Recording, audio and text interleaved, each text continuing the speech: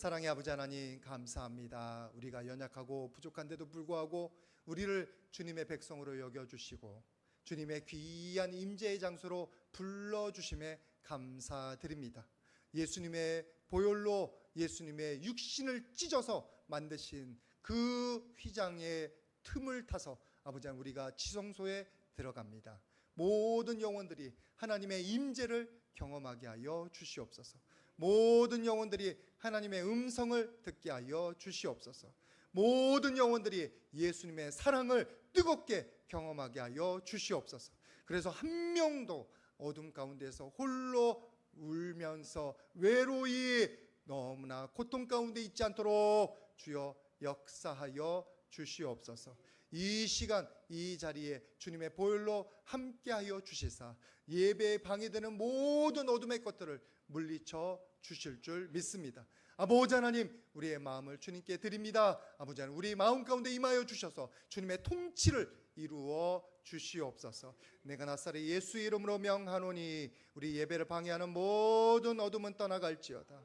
우리 예배에 집중하지 못하게 만드는 모든 질병들아, 모든 문제들아, 모든 근심들아, 모든 분노야 우리에게서 다 떠나갈지어다.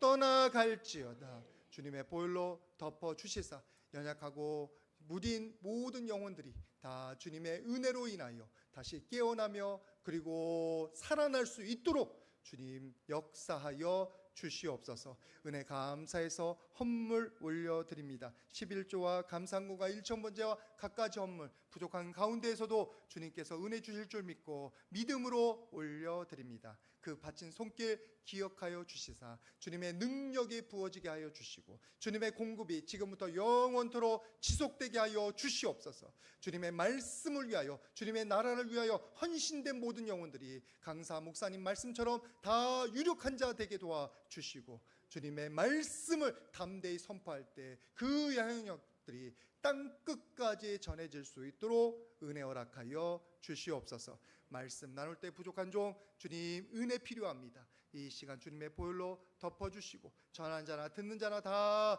주님 말씀 안에 겸손해지며 감사하며 아버지 하나 아멘으로 화답하게 하여 주시옵소서. 이 시간 주님께서 이 자리에 주인 되어 주시고 이 자리에 모든 영광 받아주시기를 간절히 소원하옵고 예수님의 이름으로 기도드립니다. 아멘. 우리 서로에게 다시 한번 축복하도록 하겠습니다. 하나님 다스리십니다. 어둠을 대적합시다. 여러분들 어둠은 대적해야 떠나갑니다. 우리에게 능력이 있는 게 아니고 우리 예수님에게 권세가 있고 우리는 예수님의 이름으로 꾸짖으면 됩니다. 맥없이 당하는 영혼 한 명도 없기를 주님의 이름으로 축복을 드립니다. 우리 밀레니엄 세대가 되어서 여러분들 MZ 세대라고 얘기 많이 들으셨을 텐데 그게 나오나 모르겠네요. 차트가 네, 딱 나오네. 그 전 거, 그 다른 거 주세요.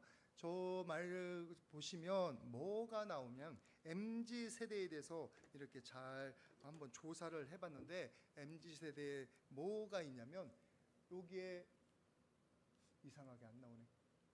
여기 자기 중심적 소비 제일 거다란 40%에 해당되는데 자기 중심적 소비가 여기 있잖아요. MZ 세대들이 자기 만족을 추구합니다. 그리고 소비에 익숙합니다. 그래서 40%나 가 있어요. 그 다음 가 있는 게 보시면 자기 재미 추구 또는 자기 가치관 표현, 자기를 표현하는 데 익숙하다 되어 있잖아요. 근데 뭐가 약하냐면 환경과 윤리를 중시하고 가치 기반 소비하는 거. 공동체에 뭐 한다 아니면 뭐가 중요하다 그런 것들을 하는 데에는 되게 조그매요. 몇 명가 몇 퍼센트가 있냐면 5% 있어요. 뭐가 없어요? 빵이 돼 있어요. 맨 밑에 타인을 존중하고 그리고 타인을 다양성을 인정하는 것은 남은 인정 못한다는 거예요. 남은 별로 관심이 없다는 거예요. 그래서 너무 한쪽으로 치우쳐 있는 것 같아서 다른 것도 한번 조사를 해봤는데 조사된 걸 보니까 이렇게 돼 있습니다. MZ세대들이 직업을 통해서 이루고 싶은 게 제일 큰 게 개인의 뭐냐면 역량과 개인의 발전입니다. 그리고 높은 연봉도 있고 일 가정도 있고 하고 싶은 일 하는 것도 있고 제일 작은 게 하나가 있어요. 아예 없지는 않아요. 뭐냐면 누군가에게 도움 주는 게 몇 퍼센트인 줄 아세요? 25%. 25%. 그리고 딱 보면 MZ세대가 여러분들 어떤 특성을 가진지 아시겠죠? 자기 중심적이에요. 자기 주장에 강합니다. 자기를 소중히 여깁니다. 그래서 직장에서 MZ세대가 오면 잘 가르쳐야 된대요. 잘못 가르치면 좀 큰 소리 내면 삐져서 나간대요. 그래서 새로운 사람이 들어와야 된대. 그리고 그게 MZ세대는 잘 이렇게 받들어서 이렇게 가르쳐야만 그 다음에 일이 진행이 되고 그리고 정착할 수 있다. 그런 얘기들을 하십니다. 우리가 이런 것들을 봤을 때 지금 우리나라가 인권이 참 향상돼 있다. 선진국이어서 그런 것도 있고 제가 재수하던 시절에 노량진에 있을 때는 그게 노량진 학원에 다니는 재수생인데 덥수룩할 거 아니에요. 경찰들이 기다리고 있다가 그때는 짭새라고 했죠. 그냥 불신검문 할 때였어. 그리고 제가 학교 다닐 때 맨 처음에는 거기에 경찰들이 숨어 있어. 누가 소리 한번 지르면 와장창창 여러 사람이 와가지고 붙잡아 가요. 그런 때였어. 그런 때. 지금은 상상도 못하는 얘기예요. 불신검은 없습니다. 그만큼 인권이 향상돼 있고 그만큼 한 사람의 개인의 주장이 너무나 소중해질 때예요. 그런데 이것이 영적으로 도전입니다. 왜 그런 줄 아세요? 여러분들은 여러분의 의견과 여러분의 주장과 여러분의 생각이 항상 옳다고 확신하십니까? 여러분의 생각이 객관적이고 그리고 정말 선을 낳는 거라고 여러분은 확신하십니까? 안 그럴 때가 너무 많아요. 내 생각이 틀릴 때가 너무나 많아요. 제가 결혼 전에는 제가 참 좋은 사람인 줄 알았다니까. 결혼하고 나니까 내가 속물인 거예요. 속물. 내 안에 아내를 어떻게 하려고 하는 그런 나쁜 마음이 있더라고. 그래서 사람은 살고 봐야 되는 거야. 나이가 먹으면서 자기를 알아가야 되는구나. 그런 생각들을 많이 했습니다. 실제로 성경에도 이런 얘기들이 많이 나오는데 사무엘상 20장 30절 말씀 같이 한번 보도록 하겠습니다. 같이 봉독합니다. 시작. 화를 내며 그에게 이르되 패역무도한 계집의 소상아, 내가 이새의 아들을 택한 것이 내 수치와 내 어미의 벌거벗은 수치됨을 내가 어찌 알지 못하랴. 지금 사울 왕이 자기의 맏아들, 자기의 왕권을 이어받을 것을 기대하고 그것을 위해서 열심히 일하고 있는 요나단에게 하는 말이에요. 근데 그에게 뭐라고 하고 있냐면 패역무도한 계집의 소생아. 이게 사랑하는 아들한테 할 말입니까? 패역무도한 계집의 소생아. 지금 요나단을 왜 꾸짖느냐면 자기가 왕권에 도전이 된다고 생각하고 그리고 시기심에 의해서 자기는 천천히인데 다윗은 만만이었잖아요. 그 만만에 해당되는 다윗, 이놈 죽여야 내 요나단한테 왕권이 갈 거라고 생각했던 그 다윗이 미워서 지금 그를 죽이려고 하는데 요나단이 다윗을 도와주네. 그래서 그것이 미워서 지금 요나단한테 퍼붓고 있어요. 아니 혼내면 혼내면 되지. 패역 무도한 계집의 소생아, 이건 저주잖아. 저주. 여러분의 자녀들이 아무리 여러분 말을 듣지 않고 여러분을 가슴 아프게 해도 저주하지는 마십시오. 그 저주 누가 받아요? 여러분이 자녀가 받기를 원하십니까? 원치 않으시잖아요. 그러면 여러분의 자녀를 에이 사랑받을 놈아 이렇게 축복을 담아서 해야지. 혼내더라도 여러분들 저주 또는 모든 욕하는 것들은 다 어둠의 세력들이 틈타는 거예요. 나중에 뭐라고 할 거예요? 그런 일들이 벌어졌을 때. 지금 이 사울왕은 다윗에 대한 미움 때문에 자기 아들을 저주하고 자기 주장이 강하다고 생각하니까, 옳다고 생각하니까. 근데 그게 맞습니까? 결국은 이 저주 때문에 요나단 죽어요. 자기와 함께. 여러분들은 절대로 자기 주장이나 자기 생각이 100% 옳다는 그 함정에 빠지지 마시기를 주님의 이름으로 부탁을 드립니다. 우리는 실수가 있기 마련이에요. 돌아봐야 돼요. 반성해야 돼요. 점검해야 돼요. 말씀으로 점검해야 되는 거예요. 그래서 오늘 말씀 가운데 뭐라고 나오냐면 로마서 7장 23절처럼 나옵니다. 같이 한번 말씀 봉독하도록 하겠습니다. 시작. 지체 속에서 한 다른 법이 내 마음의 법과 싸워 내 지체 속에 있는 죄의 법으로 나를 사로잡는 것을 보는도다. 내 안에서 전쟁이 이루어지고 있는 거예요. 내가 마음으로는 선을 해가고 싶어요. 선에 대해서 관념이 있어요. 하나님이 계시기 때문에 우리 안에 절대 선의 개념이 있다는 말씀 제가 드린 적이 있습니다. 하나님이 계셔서 내가 뭔가 조심해야 돼요. 그런데 내 마음 가운데 연약함이 있어서 실수가 있어서 또 생각은 바른데 말로 하다 보면 나쁜 얘기가 나오는 거예요. 이번에도 신방을 하는데 마음속으로는 우리 성도님들을 축복해야지, 격려해야지 하고 갔는데 말하다 보면 입이 삐뚤어졌지 찌르는 말이 나올 때가 있어요. 그게 우리들이에요. 그래서 이 성경 구절이 나온 거예요. 내 육신의 법이 나를 사로잡아서 넘어지게 만드는도다. 여러분들에게는 이런 일들이 일어나지 않기를 주님의 이름으로 축복을 드립니다.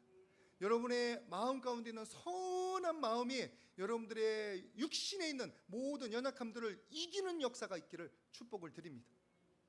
근데 이 말을 고백을 한 사람이 누구냐면 바울 사도예요. 자기의 이야기. 바울 사도가 어떤 사람입니까? 모든 선교지에 다니면서 많은 영혼들을 주님께로 인도하고 귀신을 쫓아내며 그리고 성령의 능력을 베풀던 하나님의 사도예요. 그런 중에 이거 고민이 있는 거예요. 우리 중에 사도 바울보다 더 영적으로 강한 사람이 있어요? 더 올바른 일에 힘쓰는 사람이 있어요? 우리는 발꿈치도 못 따라갑니다. 발꿈치도. 그러면 우리가 사도 바울보다도 영적으로 깨어있지 못하고 사도 바울보다도 더 바른 일에 헌신되어 있지 못하는데 우리는 내가 바르다고 자신할 수 있어요? 내가 옳다고 자신할 수 있어요? 항상 내가 실수하고 연약한 존재라는 사실을 여러분들이 꼭 기억해 주시기를 바랍니다.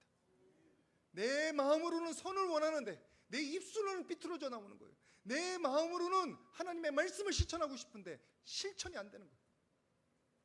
제 얘기를 드리는 건 저의 연약함을 드러낼 뿐만 아니라 여러분에게 적용되기 위해서 드리는 거예요. 여러분 우리 목사 저 정도밖에 안 되니까 무시해도 되겠나 그렇게 여기지 않으시기를 주님의 이름으로 부탁을 드립니다. 저 우리 아버지하고 이렇게 아버지랑 통화를 할 때 이제 제가 요령이 요즘 생겨가지고 네 감사합니다 그리고 끊어요. 우리 아버지랑 통화할 때 우리 아버지가 저를 사랑하십니다. 근데 우리 아버지는 우리 교회를 저보다도 더 염려 많이 하시는 분이에요. 그래서 염려를 제가 전화하면 염려를 쭉 늘어놓어요. 분명히 이 설교도 들으시면서 나중에 내가 그랬냐 막 그걸 물어보실 텐데 염려에 대해서 막 제가 전화 한번 드리면 또 아버지가 전화하셔서 염려에 대해서 막 얘기해요. 근데 아버지 이래면 아버지가 화가 나셔요. 그래서 네 그리고 그날 제가 50이 넘었는데 이게 저의 문제만이에요? 여러분들이 부모님과 대화할 때 여러분들은 항상 기쁘세요? 그리고 여러분 자녀랑 얘기할 때 여러분들 항상 좋은 얘기만 하세요? 좋은 얘기 한다고 그러지. 그런데 저쪽에서는 화를 내.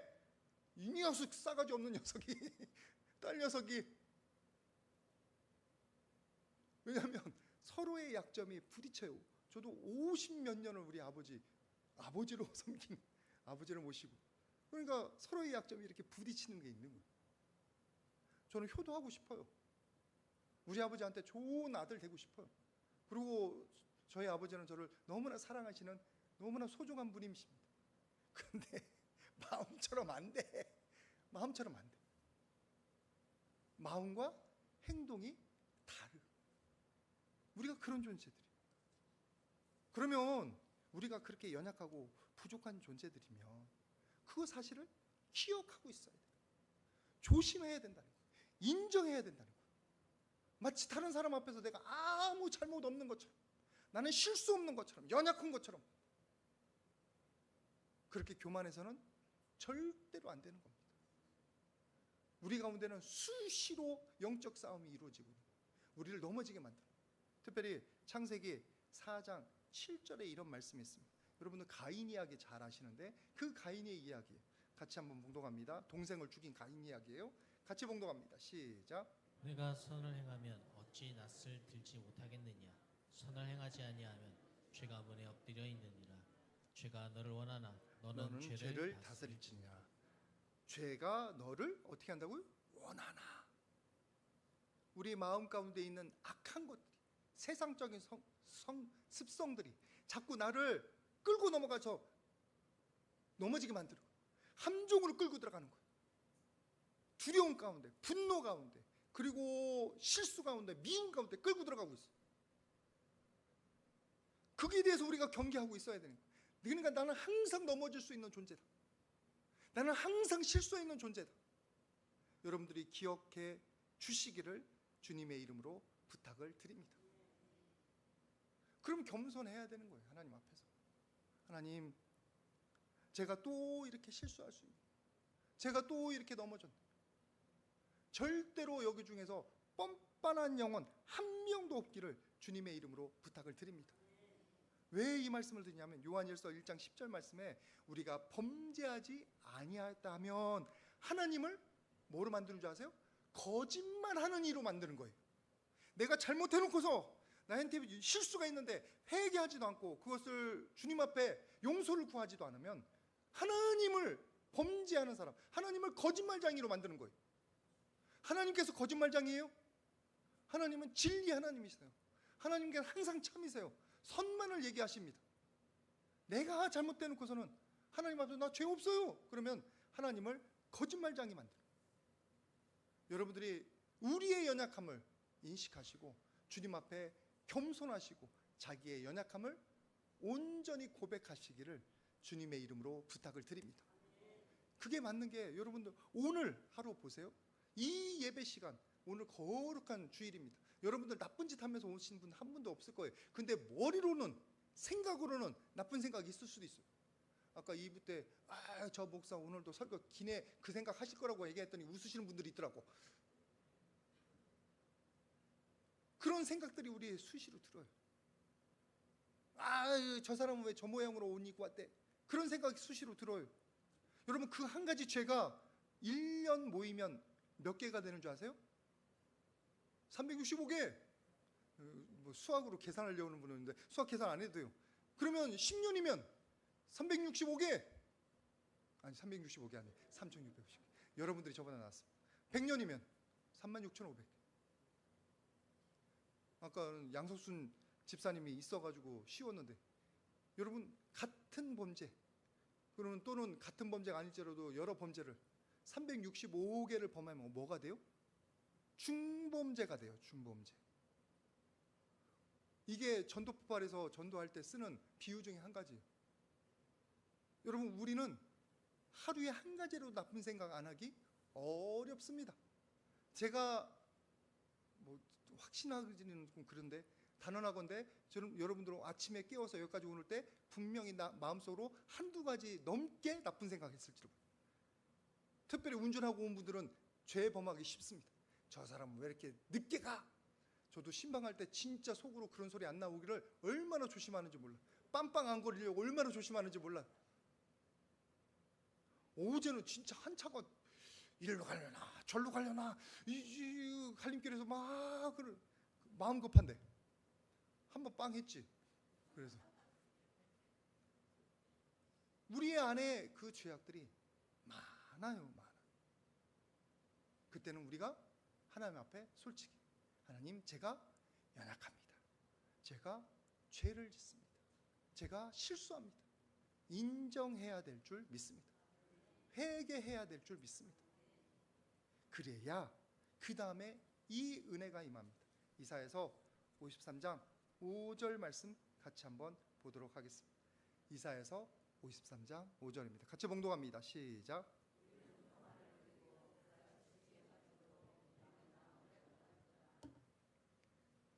그의 상함은 우리의 죄악됨이요 그의 징계는 우리의 그가 채찍에 맞음으로 우리가 평화를 우리가 나음을 받은 것도 다 예수님께서 우리를 위해서 십자가 져 주신 거잖아요. 우리가 나음을 입을 때 언제 우리가 나음을 입습니까? 우리의 죄악을 솔직 고백하면서 주님 앞에 가서 주님의 보혈로 씻음을 받아야 되는 거예요. 여러분들의 손이 더러워졌어요. 그러면 손을 물에 노출해야 될 거 아니에요. 인정해야 될 거 아니에요. 내가 더러운 걸 인식을 해야 될 거 아니에요. 지금 이제 예배 마친 다음에 점심을 드실 텐데 분명히 손을 좀 씻고들 이렇게들 드실 겁니다. 근데 여기에 흙이 묻었어요. 여기에 똥이 묻었어요. 그런데 이것을 들고 그냥 밥을 드시겠어요? 이것을 물에 노출 안 되면 이게 씻어지겠냐고요. 여러분들의 연약함과 그 모든 것들을 예수님 앞에 노출하시기를 주님의 이름으로 축복을 드립니다. 고쳐야 되는 거예요. 놔둬서는 안 되는 거예요. 특별히 여러분들이 손이 어디 칼에 베이고 그러면 당장 여기다 데일밴드 붙이고 약을 바릅니다. 아니면 거기서 뭐가 생기는 줄 아세요? 고름이 생겨요. 일이 커져요. 그것이 침투하면 그 다음에는 항생제 먹어야 되는 거예요. 우리가 육신으로는 그런 진리를, 그런 원칙을 너무나 잘 아는데 우리 영적인 것은 그런 걸 적용할 줄 몰라요. 여러분들이 실수한 모든 것들, 마음으로 범죄한 모든 것들은 여러분의 영혼에 생채기를 낸 거예요. 지금 피가 난 거예요. 그러면 예수님의 보혈로 그것을 바르시고 깨끗이 치료받으시기를 주님의 이름으로 축복을 드립니다. 가만두면 그것이 골마요. 여러분의 삶을 무너뜨려요. 여러분들이 꼭 그 사실을 기억하셔서 여러분들을 죄인 되게 하기 위해서 이런 말씀 드린 게 아니라 우리가 치료받기 위해서 예수님의 보혈을 힘입기 위해서 이 말씀을 드립니다. 꼭 여러분들의 연약한 거, 그런 것들을, 그리고 실수한 것들을 주님 앞에 솔직히 고백하시고 치유받으시기를 주님의 이름으로 축복을 드립니다. 그래야 우리가 사는 거예요. 그래야. 우리 서로에게 한번 축복하도록 하겠습니다. 잘못한 거 회개합시다. 그래야 고침받습니다. 우리의 죄악은 회개하고 주님 앞에 인정해야 그 다음에 고침이 시작되는 거예요. 치유가 시작되는 거예요. 아니면 그 몸이 어떻게 되는 줄 아세요? 로마서 7장 24절에 이 상황을 이렇게 고백하고 있습니다. 같이 한번 봉독하도록 하겠습니다. 로마서 7장 24절 시작. 오호라 나는 공고한 사람이로다. 이 사망의 몸에서 누가 나를 건져내랴. 우리가 고침 안 받으면 그 상황이 뭐예요? 사망의 몸이 되는 거예요. 암흑이 되는 거예요. 비참한 상태가 되는 거예요. 깨어나지를 못하는 거예요. 잠드는 거예요. 간절히 소망합니다. 여러분들 모두가 영적으로 깨어서 여러분 문제를 해결함 받고 건강해지시기를 축복을 드립니다. 영적으로 건강해서 깨어 있어서 어둠의 세력을 물리치고 싸워 열매 맺는 분들 되시기를 주님의 이름으로 부탁을 드립니다. 내 연약함을 주님 앞에 인정할 때. 지금 말씀드리는 거는 그나마 겉으로 드러나는 일들이어가지고 너무나 쉽습니다. 왜냐하면 내가 실수한 거 내가 아니까. 양심이 조금 있으면 내가 잘못한 건 내가 아니까. 근데 문제는 뭐냐면 우리 속 안에 들어가 있는 것들이. 말씀 같이 한번 보도록 하겠습니다. 어디 말씀을 같이 보시냐면 마태복음 15장 18절과 19절 말씀 같이 한번 봉독합니다. 18절만 봉독하겠습니다. 시작. 입에서 나오는 것들은 마음에서 나오나니 이것이야말로 사람을 더럽게 하느니라. 마음에서 나오는 것들은 악한 생각, 살인, 간음, 음란, 도둑질, 거짓 증언, 비방, 이런 것들이 악에서 우리 안에서 나오는 거예요. 그것이 우리를 더럽혀요. 이 안에 우리의 생각과 마음이 고장나 있다는 거예요. 더럽혀져 있다는 거예요. 물들어 있다는 거예요. 그래서 우리가 겉으로는 거룩한 것을 말하고 싶고 겉으로는 하나님이 기쁨이 되고 싶은데 이 안에 있는 것들이 상처가 받아서 그것이 삐뚤어져 나오는 게 우리의 말인 거고, 이 안에 생각이 잘못돼서 우리 행동하는 방향이 하나님이 기뻐하시는 방향이 아니라 멸망으로 아니면 심판의 길로 걸어가는 경우가 많다는 거예요. 이번에 신방 다니면서 여러 가지 얘기를 들었는데, 그리고 기도 제목도 듣고, 한 가지는 췌장암에 대해서 얘기를 들었습니다. 어떤 분이 가슴이 답답하더래요. 병원에 왔더니 췌장암 말기를 해. 그래서 그 병원에서 권유하는 게 이제 건강한 분들에게 췌장암 어느 정도 나이가 됐으면 췌장암 위기가 있으니 제일 찾기가 힘들대요. 뭐 이렇게 보니까 그 뭐죠? 초음파로도 못 찾는데요. 그래서 CT를 한번 찍으라고 하더라고. 그래서 CT를 찍는 분들이 많이 계시대요. 여러분, 이 췌장암 같은 건 이 깊숙이 있기 때문에 우리 겉으로 안 드러나요. 말기암 될 때까지 안 드러나요. 그래서 문제인 거예요. 우리 안에 있는 건 고치기가 힘든 거예요. 여러분, 우리 안에 주님의 말씀에 비춰보면 잘못되는 것이 얼마나 많은지 몰라요. 더러운 것들이 얼마나 많은지 몰라요. 그것들을 냅두면 꼭 사울 왕에게 일어났던 그런 불상사들이 일어나는 거예요. 그게 사무엘상 18장 10절 말씀입니다. 같이 한번 봤으면 좋겠습니다. 사무엘상 18장 10절 시작. 그 이튿날 하나님께서 부르시는 악령이 사울에게 힘있게 내리매 그가 집안에서 정신없이 떠들어대므로 다윗이 평일과 같이 손으로 수금을 타는데 그때 사울의 손에 창이 있는지라. 지금 사울 왕이 뭐의 마음을 내어줬냐면 하나님 불순종의 마음 내어줬고 자기 교만에 내어줬고 왕권을 누리고 그것을 의지하는 세상 것에 내어줬고 이제는 다윗을 시기하는 마음까지 내어줘. 그러니까 그 마음을 누가 자꾸 괴롭히냐면 악령이 괴롭히는 거예요. 우리 안에 두려움이 들어오는 이유는 우리가 한 발은 죄악에 대고 있고 한 발은 말씀에 대고 있기 때문에 죄악에 대고 있고 잘못된 습관을 빨리 끊어버리고 말씀 가운데 온전히 있으면 우리 안에 있는 두려움이나 긴장감이라든지 근심 걱정이 물러갈 줄 믿습니다. 그런데 한쪽으로는 하나님 섬기면서 한쪽으로는 그게 아니라 세상 걸 즐기고 있단 말이에요. 그러니까 자꾸 우리 안에 두려움이나 근심이나 걱정이나 이 악령처럼 우리를 괴롭히는 것들이 남아있는 거예요. 남아있는. 그러니까 여러분 안에 있는 그 죄악된 습관들 그리고 세상적인 사랑하는 것들 집착하는 것들 자꾸 내려놓으려고 노력하시기를 주님의 이름으로 부탁을 드립니다. 그것을 고쳐야 돼요. 그것을 치료해야 돼요. 여러분들 안에 있는 것을 검사하고 빨리 뽑아내야 될 거 아니에요. 췌장암 같은 경우 여러분들 대부분 다 대장 내시경도 하고 그러실 텐데 그 용종 같은 거 떼내잖아요. 바로. 그리고 선종 같은 거 바로 떼내잖아요. 뭐 우리 그 갑상선 같은 거 너무 많이 떼어놔가지고 문제라고 하긴 하지만 그래도 빨리 떼어내는 게 은혜예요. 갑상선 저 췌장도 마찬가지입니다. 검사하고 빨리 떼내는 게 최고예요. 마찬가지로 우리 안에 잘못된 생각들이 있거나 잘못된 저주스러운 생각들이 있다면 여러분 그것을 주님의 말씀에 비추어서 빨리 떼내려고 소망하시기를 주님의 이름으로 부탁을 드립니다. 가만두시면 안 돼요. 소고기가 안에서 골마 터진다니까요. 예전에는 맹장 때문에 터진 사람들이 많이 있었는데 요즘은 그거는 별로 없어서 그리고 터져도 금방 치료해서 얼마나 감사한지 모릅니다. 의료 기술이 많이 늘어서 그냥 놔두면 안 되는 거예요. 그래서 우리 외적인 실수도 주님 앞에 회개하지만 무엇을 해야 되냐면 우리의 마음을 주님 앞에 내어드려야 돼요. 오픈해야 돼요. 나의 그 두려움, 나의 근심 걱정, 내 안에 있는 시기, 내 안에 있는 미움들을 주님 앞에 자꾸 드러내고 주님의 보혈로 고침받기를 축복을 드립니다. 우리가 그렇게 하면 이 역사가 나타납니다. 에스겔서 36장 26절입니다. 에스겔서 36장 26절 같이 봉독합니다. 시작. 또 새 영을 너희 속에 두고 새 마음을 너희에게 주되 너희 육신에서 굳은 마음을 제거하고 부드러운 마음을 줄 것이며. 너희 육신에서 뭐를 제거해요? 굳은 마음, 고장난 거, 비뚤어진 거, 골문 것들은 제해버리시고 그게 뭐를 주셔요? 새 마음, 부드러운 마음.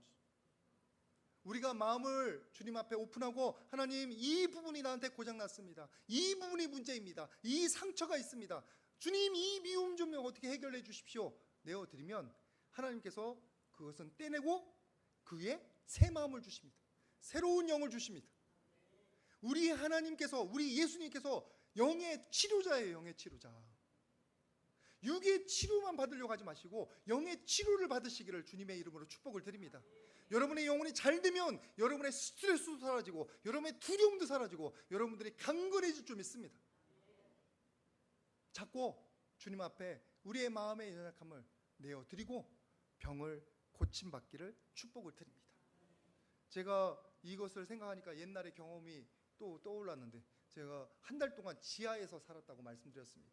그때 당시에 저기 서울신대 신대원에서 그 기숙사에서 머물고 있는데, 그 우리가 상도동에 제가 섬기던 교회가 있거든요. 그 여름 행사도 해야 돼서 근처에서 살아야겠더라고. 여기 그 기숙사는 문을 닫으니까. 그래서 아는 형님, 교회 형님 방에 따라 들어갔는데 지하방에 반지하방. 그래도 그게 방이 2개 있는데 앞쪽은 햇빛이 비칩니다. 창문이 있습니다. 그래서 형님이 거기서 지내시고 저는 뒤쪽에서 지내는데 거기는 창이 없어요. 닫혀 있어요. 평소에는 창고로 쓰는 방이야. 좀 치우고 내가 거기 누웠는데 세상에 물이 이렇게 습기가 흐르는 방이야. 그래서 거기 있는 동안 제 비염이 심해졌고 제가 이 아토피 그 증세가 나타나고 막 그런 어려움을 겪었습니다. 한 달 지내고 나니까 제 이불이 다 곰팡이가 폈어요. 그러면 어떻게 해야 돼요? 햇빛에 말려야지. 여러분 이불 그거는 한번 빨고 햇빛에 말리면 깔끔해져요. 근데 한쪽만 말리면 안 돼요. 뒤집어서 뒤쪽도 말려야 돼요. 왜? 양쪽 다 습기로 인해서 곰팡이가 폈으니까. 그래서 제가 잘 알아요. 곰팡이는 햇빛에 노출되면 해결된다. 그리고 이불은 눅눅한 게 아니라 햇빛에 말리면 뽀송뽀송해진다. 제가 제일 좋아하는 느낌이 햇빛에 말렸다 처음 덮는 이불. 냄새도 좋아요. 뽀송뽀송해요. 요즘은 그런 일이 별로 없더라고. 근데 언제 한 번은 말리고 싶어. 일부러라도. 그 느낌이 너무 좋아서. 따뜻하잖아요. 햇볕 하고 하면 향기롭고 따뜻해요. 왜 향기로운지는 모르겠어요. 근데 여기는 먼지가 많아서 하면 안 될 것 같은데. 그렇게 곰팡이를 제거한 경험이 있습니다. 우리 마음이 그렇습니다. 여러분의 마음에 곰팡이가 핀단 말이에요. 상처가 났단 말이에요. 그것들은 하나님의 영광의 빛에 비춰져야 될 줄 믿습니다. 노출이 돼야 되는 거예요. 그게 우리의 인정이에요. 그게 우리가 하나님 앞에 의지하는 거예요. 하나님, 이 마음 좀 고쳐주세요. 하나님, 이 잘못된 생각 좀 고쳐주세요. 제가 이거 이상한 것 같습니다. 주님 좀 오셔서 주님의 성령의 능력으로 고쳐주시고 새 마음을 허락하여 주시옵소서. 여러분들이 소망하시고 의탁하시기를 주님의 이름으로 부탁을 드립니다. 그러면 주님의 영광의 빛, 치료의 광선이 여러분의 마음을 비추고 여러분의 생각을 비춰서 그것을 병들게 만들고 부패하게 만드는 모든 더러운 것들을 물리쳐 주실 줄 믿습니다. 오늘 이 모든 것들을 말씀드리는 이유는 우리가 주님의 은혜를 구할 때, 주님의 용서를 구할 때 더 큰 은혜가, 우리가 생각지도 못하는 더 놀라운 축복이 부어지기 때문입니다. 그게 오늘 말씀 뒤에 나오는 로마서 8장 1절과 2절 말씀이에요. 로마서 8장 1절 2절 우리가 따로 많이 암송하고 그러시는데 이 연관선상에서 있는 거예요. 오라 나는 공고한 사람이로다. 이 사망의 몸에서 누가 나를 건져내랴. 이 고백이 있은 다음에 그런 회개를 한 다음에 이 말씀이 따릅니다. 같이 한번 말씀 봉독하도록 하겠습니다. 로마서 8장 1절 2절 귀한 말씀이니까 2절 다 봉독합니다. 시작.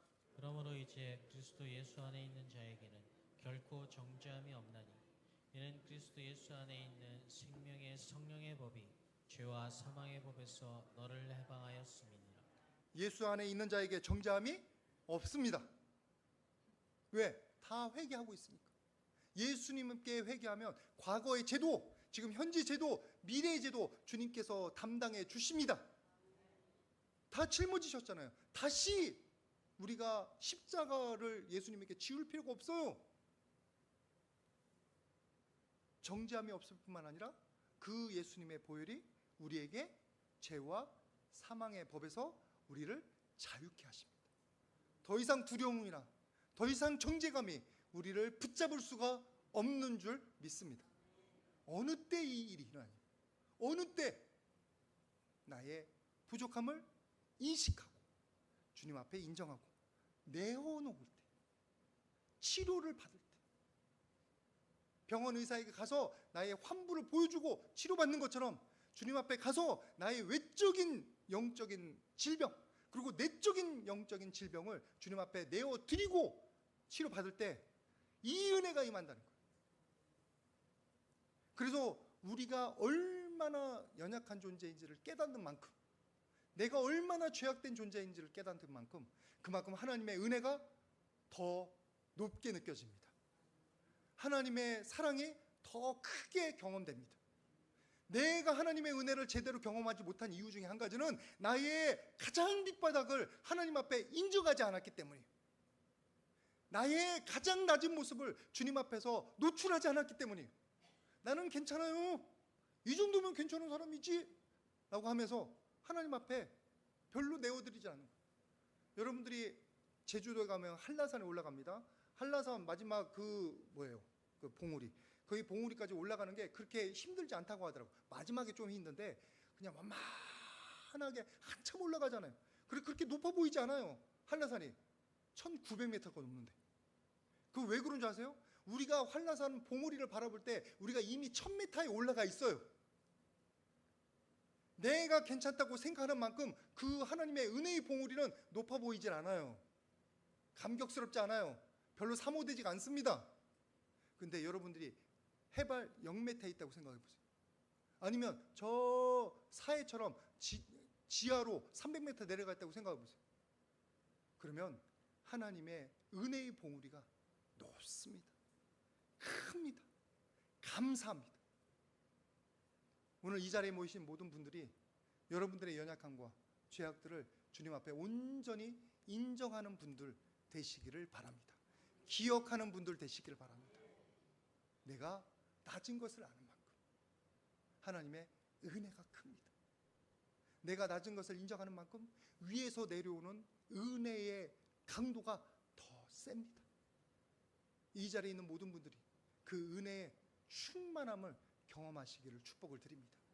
그래서 우리가 해야 될 것, 나의 연약함과 죄성을 주님 앞에 인정하고 주님의 은혜를 구하는, 주님의 치유를 구하는 저와 여러분 모두 되시기를 주님의 이름으로 축복을 드립니다. 이 시간 우리 잠시 가슴에 손을 얹고 기도하겠습니다. 아버지 하나님, 내가 죄인입니다. 내가 잘못 생각한 것이 많습니다. 회개하지 않았습니다. 용서하여 주시옵소서. 1분간 기도하도록 하겠습니다. 거룩하신 아버지 하나님 감사합니다. 주님의 귀한 은혜, 주님의 귀한 사랑, 아버지 있는데도 불구하고 우리가 회개하지 않았습니다. 우리의 잘못된 것을 인정하지 않았습니다. 용서하여 주시옵소서. 우리의 죄악이 너무나 큽니다. 용서하여 주시옵소서. 아버지 하나님, 우리의 모든 더러운 것들을 씻어 주시옵소서. 씻어 주시옵소서. 감사드립니다. 우리 가슴에 손을 얹은 채 제가 기도하도록 하겠습니다. 저를 따라서 잠시 기도해 주시기를 바랍니다. 하나님 아버지, 저는 죄인입니다. 마음과 생각으로 죄를 지었습니다. 행동으로도 연약한 실수를 범했습니다. 용서해 주시옵소서. 고쳐 주시옵소서. 주님의 치유하는 능력을 경험하게 하여 주시옵소서. 예수님의 이름으로 기도드립니다. 사랑의 아버지 하나님 감사합니다. 우리 귀한 영혼들 주님께 올려드립니다. 항상 우리의 연약함을 기억하며 주님의 치유의 손길을 사모하는, 그래서 치유받고 온전해지며 강건해지며 영적으로 성장하는 우리 모든 성도님들 되게 하여 주시옵소서. 감사드리며 예수님의 이름으로 기도드립니다.